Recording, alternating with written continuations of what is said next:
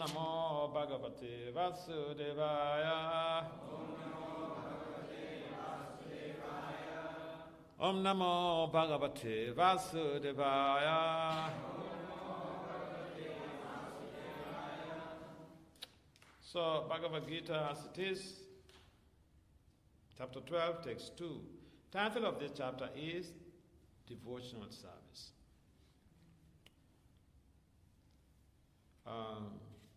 Prabhupada says utility is the principle, so if you have your smartphones, you can bring it up and check that text. Bhagavad-gita, chapter 12, text 2.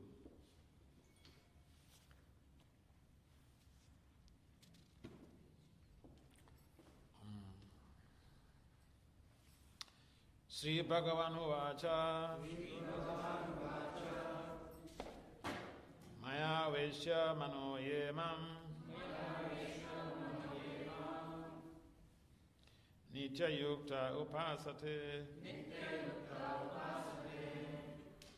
Sadaya Parapyopetas Teme Yukta Tamamataha Sri Bhagavan Uvacha Maya Veshya Mano Yemam Nitya Yukta Upasate Shadhaya Parayopetas Teme Yukta Tamamataha Sri Bhagavan Uvacha Maya Veshya Mano Yemam Nitya Yukta Upasate Shadhaya Parayopetas Teme Yukta Tamamataha. Good song, right? Sri Bhagavan Uvacha Maya Veshya Mano Yamam Nitya Yukta Upasate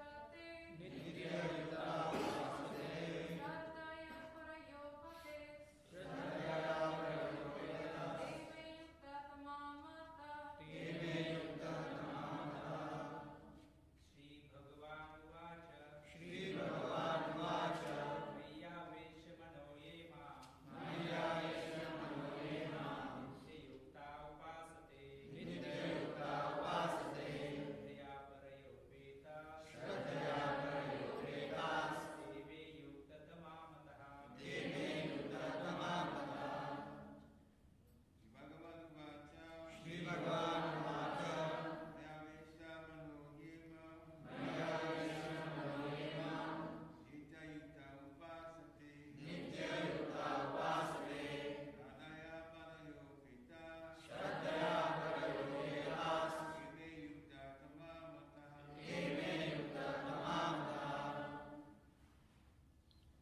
Maharajas, can someone try?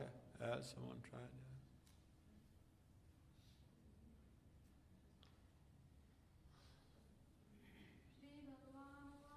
Sri Bhagavan Uvacha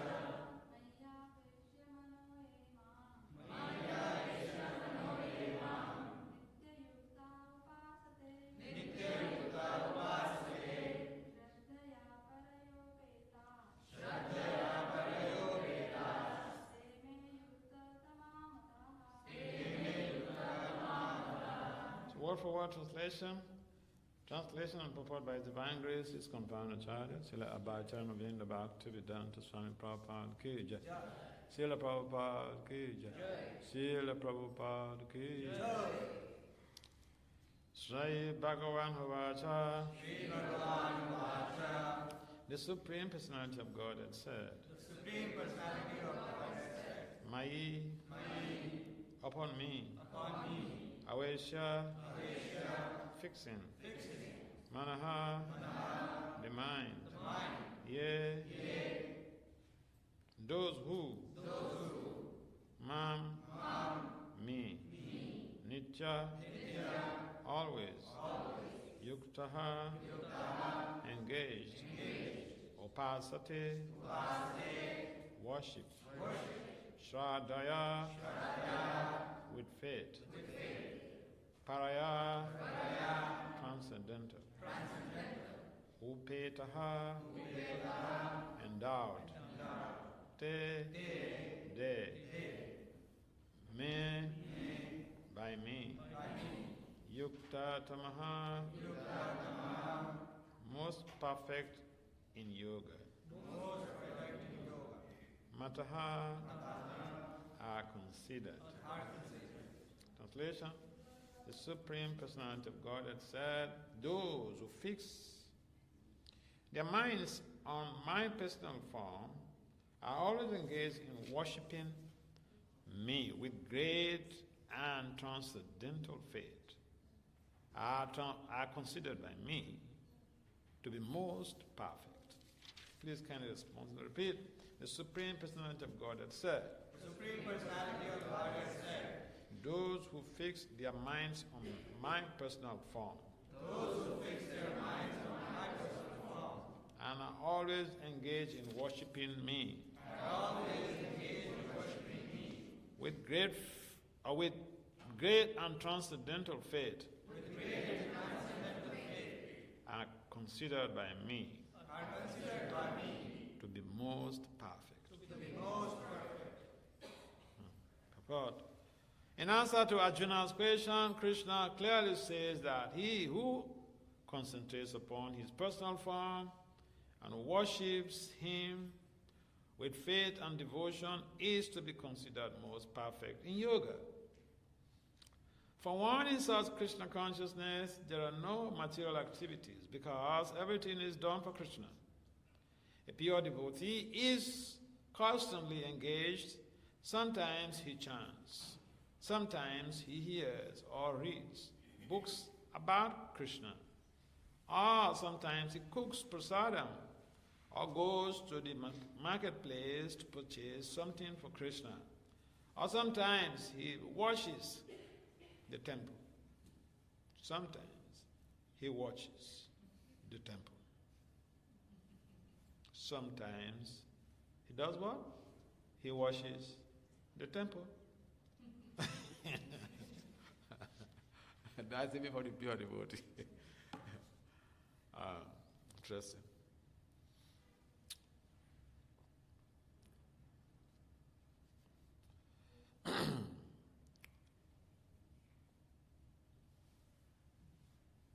Or the dishes.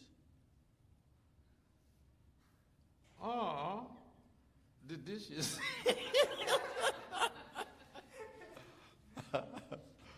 It's interesting, because sometimes we think that we come to devotional service, so,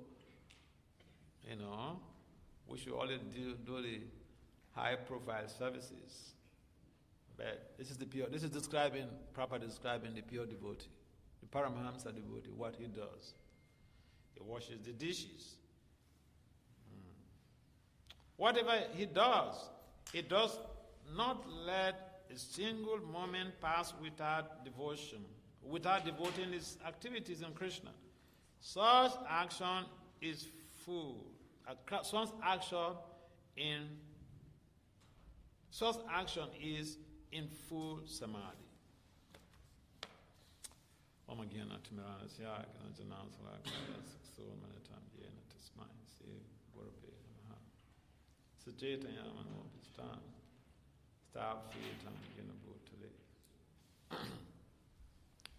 Swayam Rupam Kadamayam Dadati Sva Padantikam Vandiham Sri Krishna Chaitanya Nityananda Sahoda Tukudotaya Puspavantu Chitu Chantamon Jaya Sri Krishna Chaitanya Prabhu Nityananda Si Advaita Gadara Si Prasad Hare Krishna, Krishna, Krishna, Hare Hare, Hare Ram, Ram, Hare Hare. Namo Vishnu Padaya Krishna Bhistaya Bhutale Srimad Bhakti Vedanta Swami Itinam Namaste Saraswati Devi Gauravan Picharine Nirvisis Sonya Bhadi Pasantya Sutta Anchakapatari Vyacha Kripasan Patitanam Padam Vaishnavi Pyo Namo. So, this is an interesting text the second verse of this chapter, which is giving us a basic rudiment about the simplicity of devotional culture, devotional service.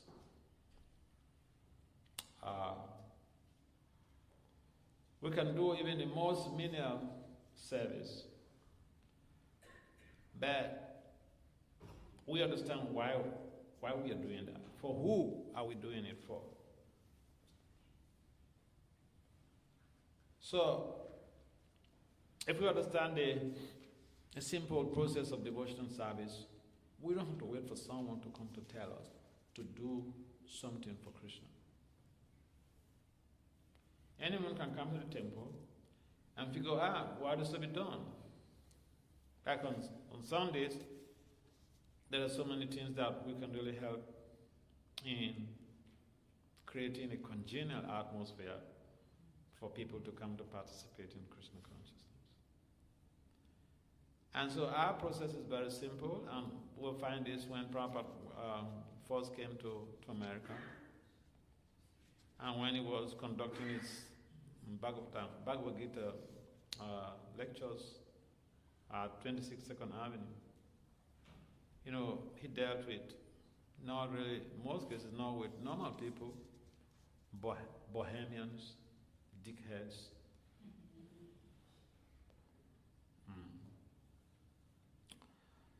And I remember the case of one of these devotees. He's late now, but he became a big-time scholar. He translated Kusakrata. He translated a lot of the Vedic literatures. Group of the Goswamis works into English language. But you know, when he came to the 22nd Avenue, he was a bohemian. And Papa will have to meander to pass him because he will come dead drunk, and just lie down across. You can't even pass. So Prabhupada, if he wants to go out or come in, he will meander, go like this, to pass over him. These are some of the people that Prabhupada had to deal with. But the power of devotional service cannot be underestimated. Such a person became a perfected soul. He became a big-time Vedic scholar. He translated so many of the Goswami's books into English. You could Google on the web, Kusakrata Das. So this is the transformative potency of devotional service. And we don't need to do sophisticated things. We just have to see what we can do for Krishna. And Bhakti Siddhanta says that we should not try to see Krishna.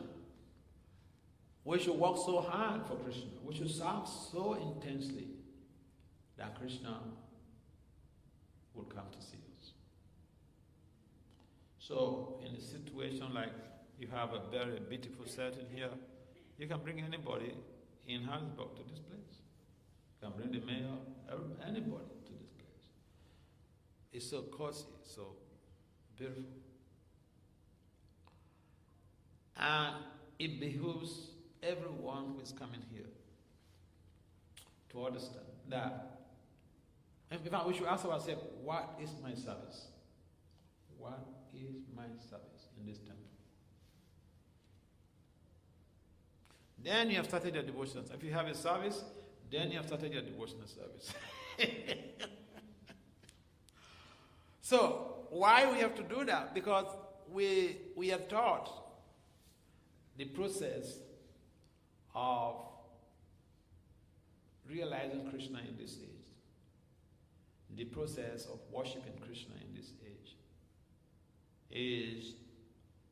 it begins with chanting Krishna's names. Hare Krishna, Hare Krishna, Krishna Krishna, Hare Hare, Hare Rama, Hare Rama, Rama Rama, Hare Hare. What is the meaning of that mantra? Yes, can someone tell us the meaning of that mantra? Can you wait after the class, then you can chant. What's the meaning of that mantra? What's the meaning of the Hare Krishna mantra? Yes, can someone tell us? What does it mean? Can you speak up?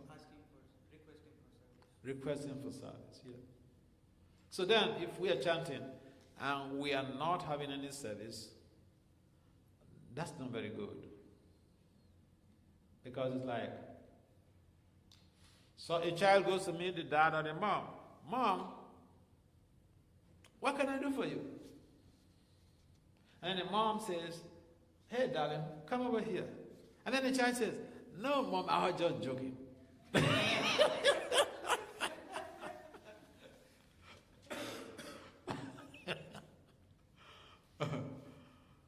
Yeah, so our process is very simple. And Prabhupada mentioned that if we love him, we will have to demonstrate that love by a cooperative devotional culture. We'll come together to do services. We don't have to wait for anybody to come to tell us to do something. But we should voluntarily take up responsibility. So, we find in the government system that people take responsibility to be able to effect a positive change in society. So devotional culture also will need to have some sort of responsibility. Because responsibility in devotional culture expedites our process of purification. It might be challenging when you take up a responsibility, but it expedites, it helps to facilitate a speedy progress in devotional life.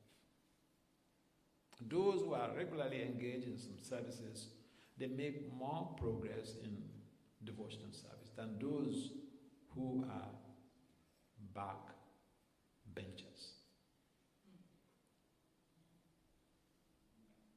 Why are you laughing? A backbencher is simply someone. I remember some Christian was, he confronted me.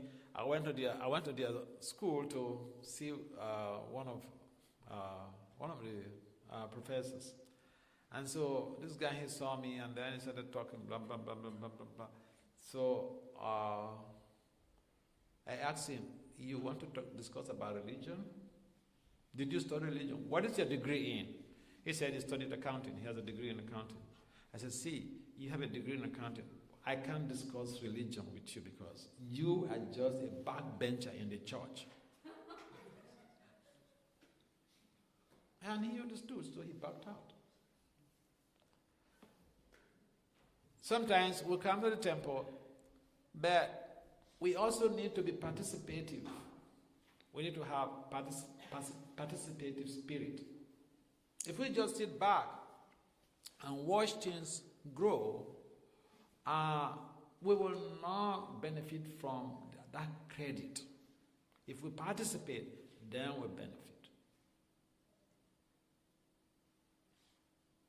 Yes, but just being around the environment will derive a lot of upliftment.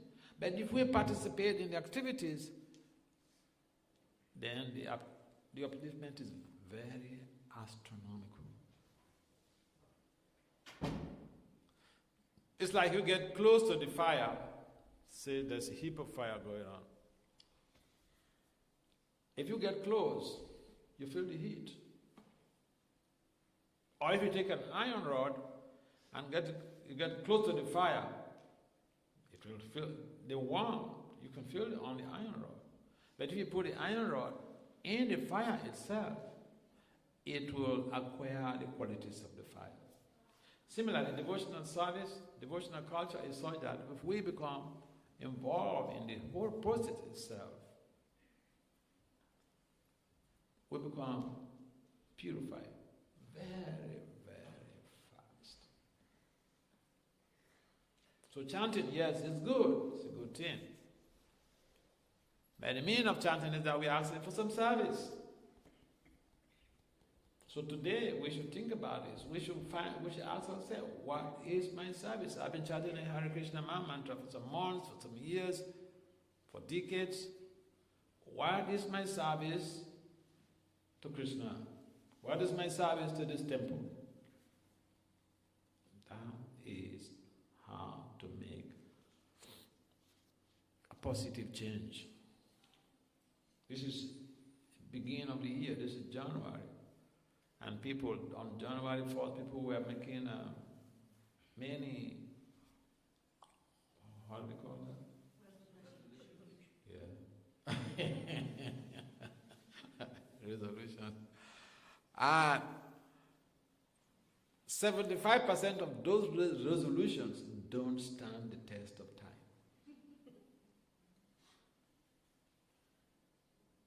Because, making a resolution is like, we call it in management science, we call it initiating a change. If even you step into college campus, you're initiating a change.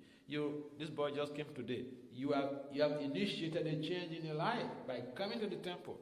You have initiated a positive spiritual change in your life. Now, how to sustain that, how to lead that change to a logical conclusion to be able to derive the ultimate benefit, that is very challenging. But yeah, that is why so many change initiatives fail in the industries. And we see even so many people people come to devotional life, they are attracted to Krishna. They like the philosophy. They like the prasadam. But then they come for some times and then, Maya wipes them off. So, if we are walking together, we will not be losing our devotees to Maya. Because, according to Prabhupada, if Prabhupada gives the example of a bunch of brooms, there are sticks there. They're tied together. And when they're tied together, it's very difficult to break the broom. If you try it, you will enjoy yourself. But if the broomsticks are separated from the bunch, even a 2-year-old can just break, break one by one. And that is why there is that social cohesion and internal strength that comes with bonding together. Especially bonding together for spiritual development is so important. Therefore, we have to see how we are coming together to engage in devotional service. Why? Because by dint of that collective service, we get higher results than individuals can doing that same service separately on a minor scale and bring the results together. This is explaining the principle of synergy. Synergy is a model where you find in the management system, people use synergy in building, international organizations. And even the Sankirtan movement is based on synergy. Lord Chaitanya inaugurated this movement is purely on scientific value, on synergy. He gets people together to come to chant together because the chanting together produces a higher, greater results than individuals chanting separately and bringing those results together.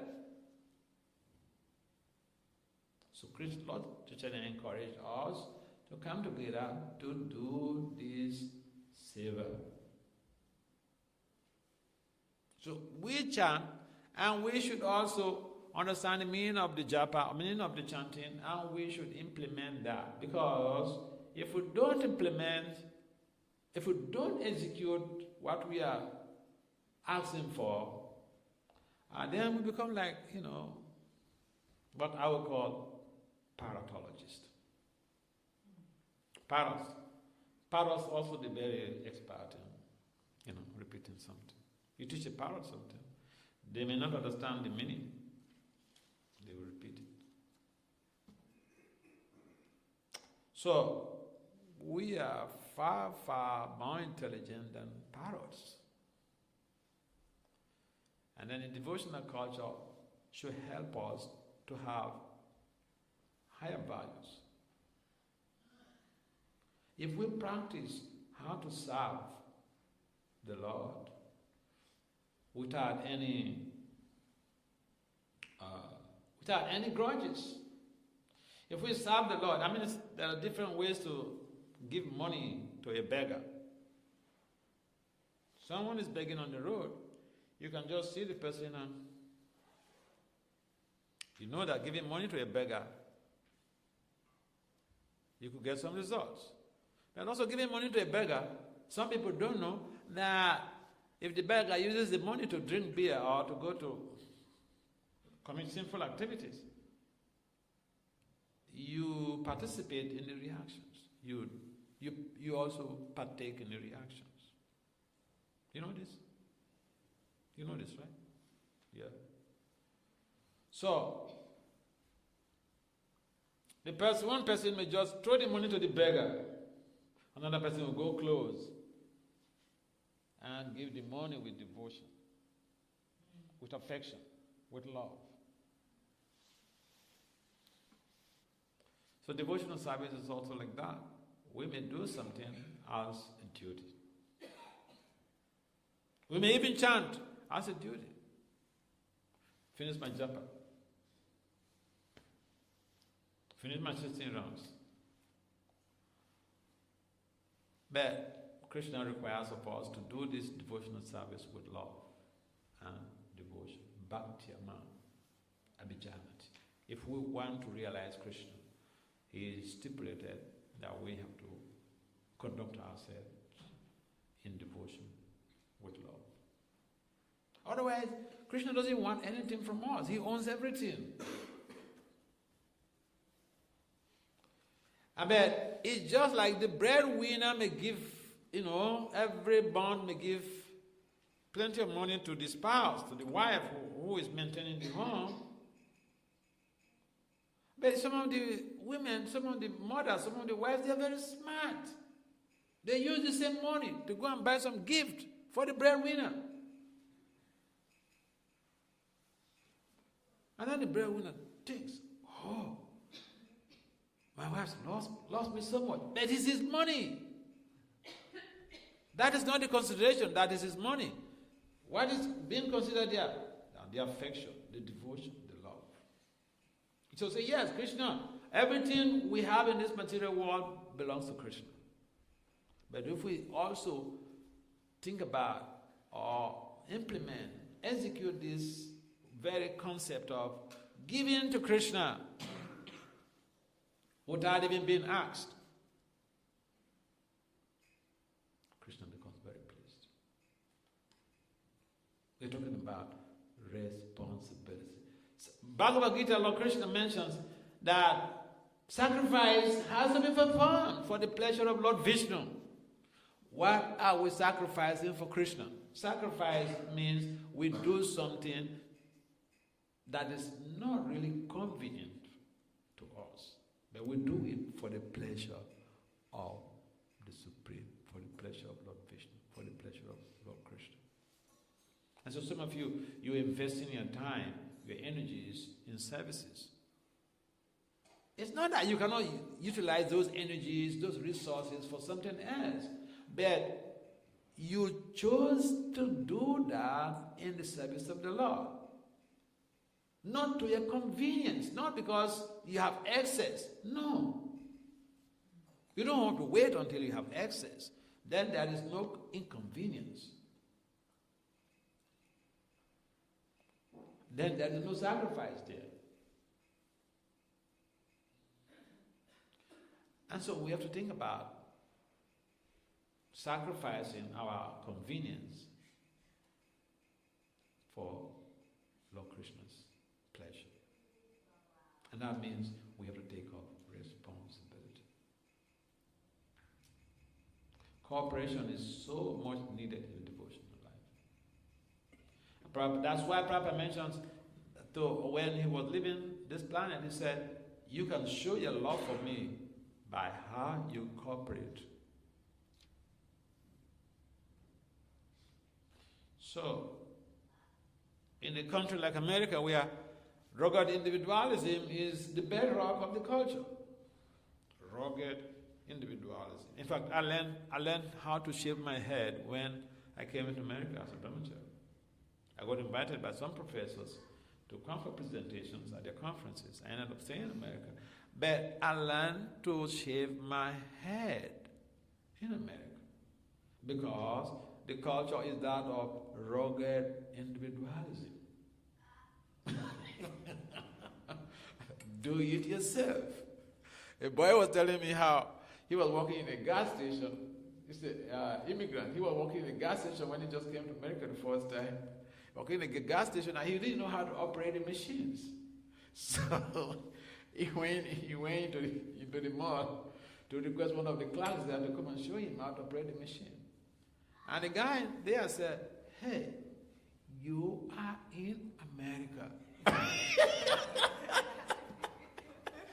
You've got to figure things out yourself.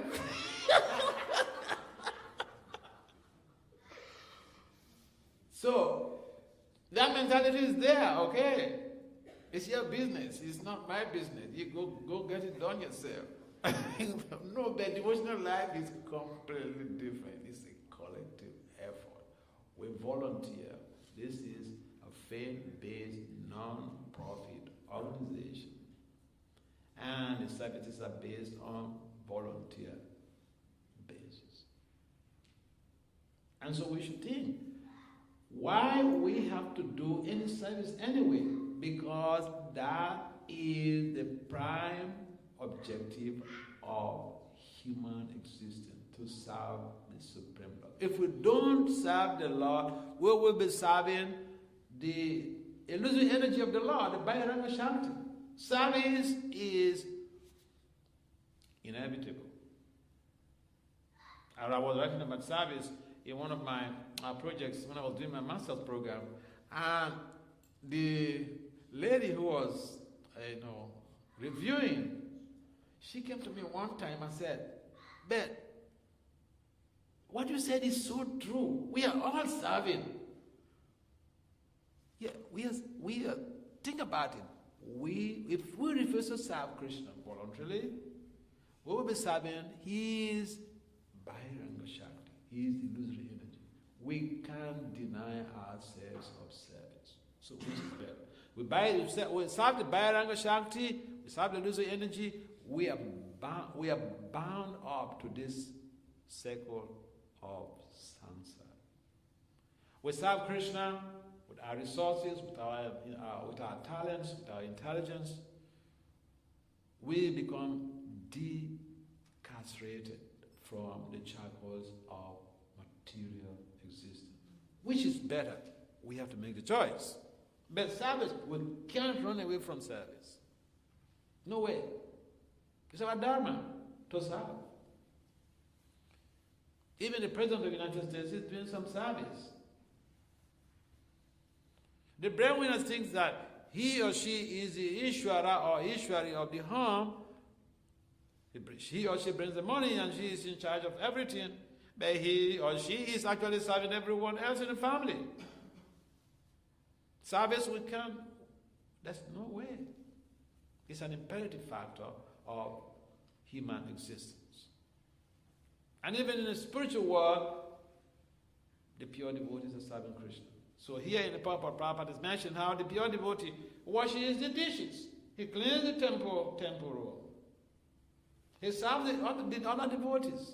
And we find that in the case of Prabhupada, when he was in 26 Second Avenue, even just ordinary apple, Prabhupada will cut it into pieces and share it amongst all of those hippies, potheads, bohemians who came for his class. Service. And they saw how Prabhupada, the elderly person, was serving them. So they plugged in into the ocean of service. And so we have to think about what to do with our lives. And if we already plugged into the system, we have to expand our horizon of service. That is taking responsibility. We don't have to sit back and think someone else has to do everything. And you know what? Even greater than serving Krishna is serving his devotees. The conversation between Lord Krishna and Arjuna in the Padma Purana, Lord Krishna mentions that those who said, or those who claim to be his devotees, are not really his devotees. Those who are devotees, who are devoted, those who are serving his devotees, they are the real devotees. So, this temple is Krishna's paraphernalia. And service in a temple is more important than anything else we can think of, because serving Krishna's paraphernalia is more important than even serving Krishna himself. Directly serving Krishna. It's more important than directly serving Krishna. When we engage in some service, that helps us to have a better understanding of Lord Krishna and his pure souls, his pure devotees. So we encourage all of you to expand your desire and implementation of such desires in the service of the Lord. And you have a great change in your consciousness. As soon as we begin to think, this is my job, this is my service, this is my... Think of the temple as your own company, your own organization. What would you do to boost the economic value, the social value, the professional value of this organization? That is responsibility. If something is yours, you go out of your comfort zone to see different ways on how you can improve on it. So devotional service, we have to see devotional service as our baby company. And generate ideas to be able to improve the values of the people in the community, to be able to attract more people to come to participate in Krishna consciousness. Without involving ourselves in some service, then our devotional service has not really started. And I'd like telling the story how one of Prabhupada's disciples, one ISKCON guru, he traveled to one temple. He doesn't stay in that country, so he traveled there sometimes once in a year. So he went to that place. And after giving a Sunday class, one of his disciples, a female devotee, asked, "Oh, Guru Maharaj, you know, you don't stay here. So how am I going to please you?" Then the Guru said, "You have a temple president here?" She said, "Yes." So the Guru said, "Go meet the temple president, ask for some service. If the temple president is pleased with your service, you should know, I am totally pleased with you." This is simple science. Sometimes people wonder, how am I going to know whether I'm making progress? How am I going to know if I'm pleasing Krishna? Yes, it's a simple thing. How am I going to know I'm pleasing my Guru? This is a simple process. This is what to do. Yes, so we should take this year, this 2024, one of our vows should be how to improve on our spiritual, devotional sense of responsibility, not sitting on the fence. If you sit on the fence, you can find so many faults inside the circle. If you go into the circle, you can do the cleaning yourself. In the military, in the US military, there is this common slogan: If you see something wrong, deal with it. Don't wait for anybody to come and pat you on your back. That's even in the military. So, to speak of devotional life where we know that everything we do is for the pleasure of Lord Krishna, we should figure out ways on how to help in promoting the culture of devotion so that we can become dear to Lord Krishna. Any comments or questions?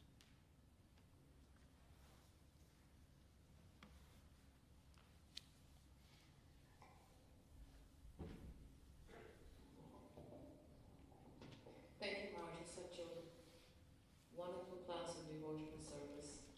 Actually, I was remembering in my early days of Krishna consciousness in Gitanagari, I did less attending of classes. I don't know whether it's unfortunate or fortunate because I was always in the kitchen. And I remember that I used to sometimes feel envious. Geez, you know, the devotees studying class, they're so lucky that they can make time to hear class, and I cannot hear because I'm in the kitchen cooking. It went on for so many years. I always felt like I lucked out. I didn't have the luck to sit in class, to hear class. But from what you have said, Marge, it's been very comforting that I haven't lost out in those few years. Yeah. Thank you very much. I also remember in my case when I just joined, and after first initiation I was given some service to be in charge of BBT. And the society was flourishing so much in the country that I felt very, very uncomfortable in that service. But this is what the Guru wanted me to do. And so sometimes I will come into the class, and Guru is giving class. Somebody walks into the to the temple premises, and he says, Vasudeva, go out. Go check them on that guy. I feel, I'm supposed to listen to the class. So the service is, sometimes it looks like an inconvenience on our devotional part, but that is where the purification is expedited. That is the secret. We do the things based on our comfort. We don't get that speedy purification. But when we inconvenience ourselves to do things, do services that we don't even feel comfortable doing, but we understand that this is for my own purification, then we have a better chance to be promoted to higher levels of devotion. So thank you for sharing that. I think it's a similar case I was feeling when I was doing that service. Yes, any other comment or questions?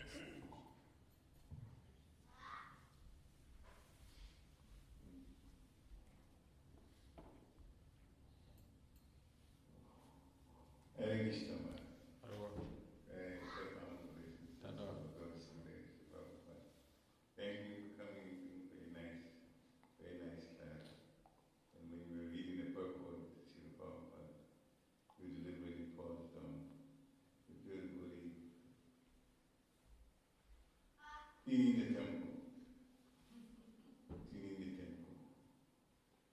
And then he paused on washing the dishes. But I began to think these two services are menial services.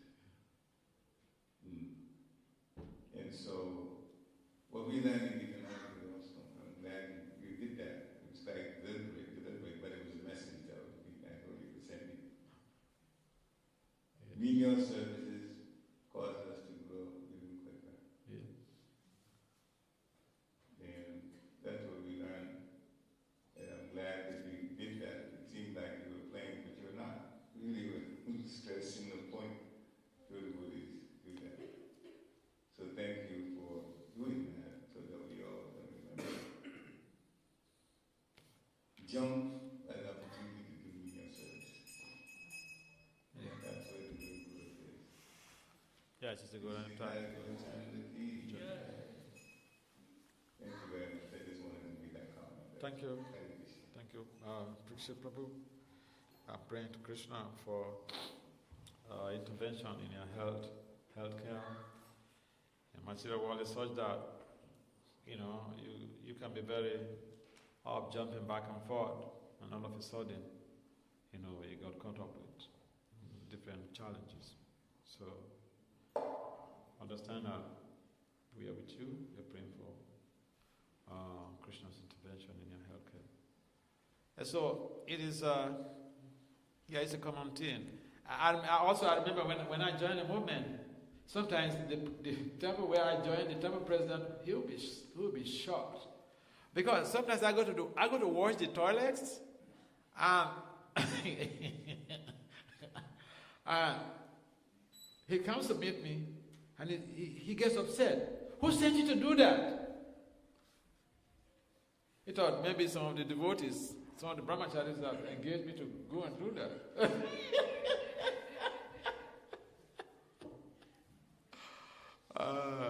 So he tend to be like overly protective. Yeah. So then I'll tell him, no, nobody asked me to do it. He said, oh, that is very good. Yes, so volunteer service is the watchword of the devotees. With the pure devotees, I know my Guru Maharaj, he goes to some temple, Bhakti Swami, he visits some temple. The devotees have gone out, they've gone out for Harinam, Sankirtan. And he found some dishes, the place that devotees used in eating. They were just, put down, they were rushing to go and they didn't wash the plates. And he goes there to wash all these plates.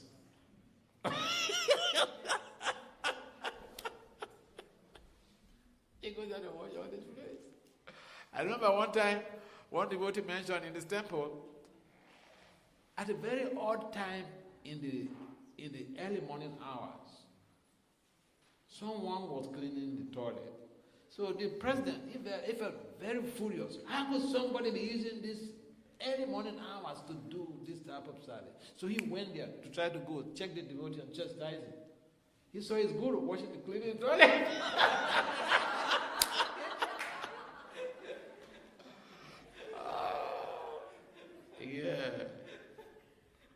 Why? Because service to the devotees is even superior to service of Lord Krishna himself. So, yes, shall we end here? Hare Krishna Maharaj. Thank you so much for wonderful class last night also, here also, today also. I really like the point you said, serving without grudges. I think that's so important. Serving what? Without having any grudges. Mm-hmm. So I was thinking about probably if I have grudges in my service, probably I'm chanting with that grudge also in the result of that. So thank you for making us realize that. The question, Maharaj, is, of course, when we are chanting, we are asking, requesting for service. So how would I know my service is favorable to Krishna and devotees? That's a very important question. How you can know is by getting, for the manager, for instance, the manager should know whether his services or her services are pleasing Krishna and the devotees by getting a feedback from his close buddies. People, I had this type of situations when I was temple president. I was very hard, difficult to deal with. And I make policies that are sometimes really so tough. But I had senior people in my temple. And I remember one time I made some policy, and like four of these senior people, they came to my office, at the president's office, and they told me, Vasudeva, this very one, we will not support you. So I dropped it. So we should get some feedback. We should have people that help to give us sincere feedback about what the devotees feel. Because pleasing the devotees, yasa prasadam Bhagavad-gita, yasa prasadam nagati kutopi. By pleasing the devotees, the Supreme Lord is automatically pleased. And pleasing the devotees does not necessarily mean this pure pleasing the spiritual master, but being amiable to every devotee around. And sometimes it could be very difficult to do that, but we should have people around us who give us some sincere feedback. Yeah, and I had that when I was managing temples. Yeah, sometimes some of the devotees were living in the temple, and some of the devotees will give me feedback. We have people who are living outside. So I go to their homes, and then they said, "Oh, Vasudeva, this is what I'm hearing. This is what I'm hearing. So, what do you say about this?" So I have people who will confront me like that. Then I will explain if it is something that people feel difficult to deal with. But I understand. I know myself that I used to make very hard policies, very difficult policies. And I think at some point in time I decided to mellow down, and I went to the extreme. I became very quiet, not saying anything. And then I remember when Guru Maharaj, Bhakti Vasudeva Swami, when he was leaving the planet, on his deathbed, I tried to avoid him by all possible means. I never went there. But one day, the devotees who were taking care of him, they said they needed the senior disciples to come and do personal service. So I went there to clean the toilet. I said, I'll go and clean his toilet. But then his toilet, you have to enter his room before you go into his toilet. So as soon as I enter into the room, he says, "Oh, here comes him, here comes him." These are the exact words, "Here comes him." And one of the things he told me was that, "Vasudeva, I am living. You have been keeping quiet for so many years. Stop it, stop it, stop it."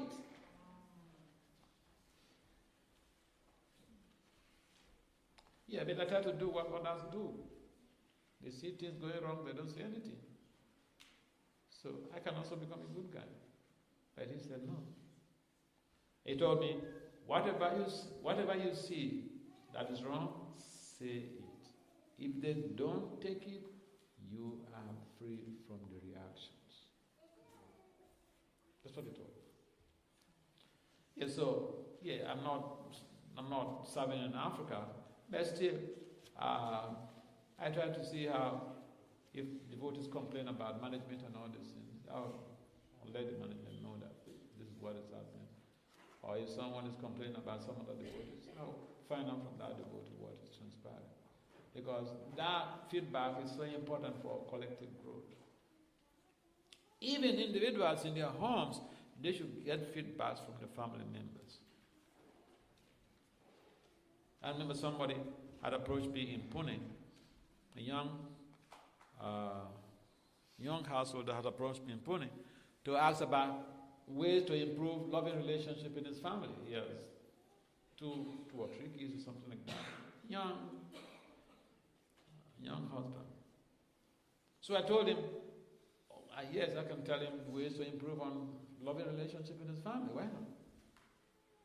He said, tell me. I said, when you get back home to Pune, when your wife is happy, you are happy. You should ask her the things you are doing in the family that she doesn't feel comfortable, that you need to adjust. And guess what he told me? He said, Maharaj, if I ask my wife this, she will bring a whole long list. Yes, so sometimes people go to see the doctor, they're not ready to take doctor's prescription. They want the diagnosis. But diagnosis has to come with prescription, how to deal with it, to solve the problem. They don't want to solve the problem. So devotees, even individually, and Bhakti Vasudeva Swami, he taught us this. Get feedback from your fellow devotees. You find out from your fellow devotees what is it that you're doing that they don't feel comfortable, that you need to adjust, you need to improve. In the families, because the family is a microcosm of the society, of the community, of the nation. So whatever we experience in the society, the family has a bedrock. If we don't fix the family issues, how are we going to fix the community issues? How are we going to fix the national issues? It doesn't work like that. And so devotional service is very practical. We can't say, I love my guru so much, I worship the Swamis, I worship the gurus, but I go back home and I punch my wife in the face. It doesn't work like that. Mama evam so jiva loka, jiva bhuta sanatana. Yeah. We get feedback. That's my point. Get feedback. I remember when I was in New Jersey, and a young boy, 17 years old, the father was there, he was complaining about his father. How the father is treating the mother. So I turned to him, you hear what your boy is saying? He didn't come behind to say, he's right here, he's telling. Can you adjust yourself? You ask him what you are doing that he doesn't feel comfortable in the family. 17 years old, he was complaining about his father. He said, now, father was very good to the mother before they came to Krishna consciousness. When they came to Krishna consciousness, the father became neglectful about his mother. A 17-year-old boy was complaining about his father. He was very observant. Devotional service should make us to create improved values, not otherwise. All right. Can we stop here? One more question. Hare Krishna, Maharaj. Okay.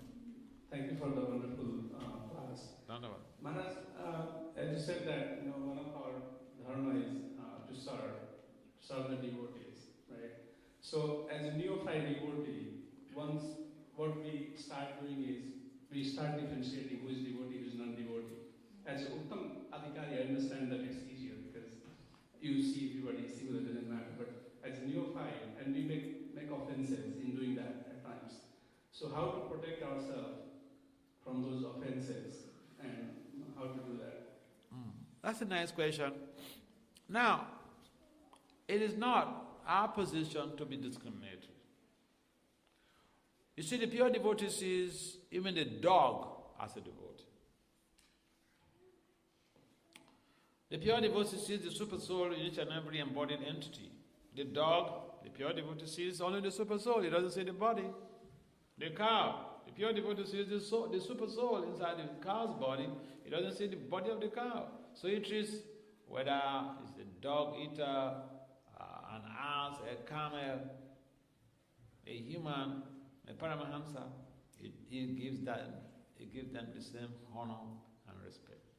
In our neophyte stage, we cannot decipher between who is a worshipful deity and who is not. We will become pasandis.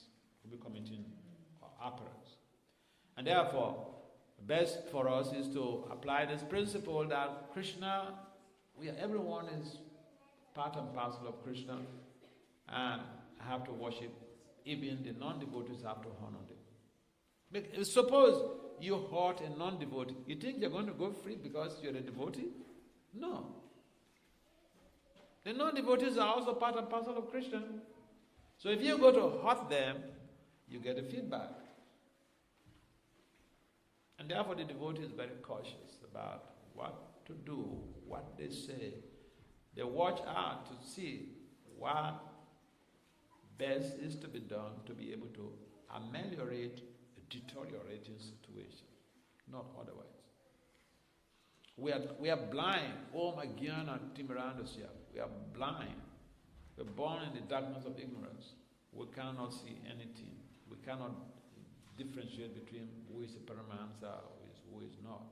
At best, initial stage, we should honor each and everybody we meet.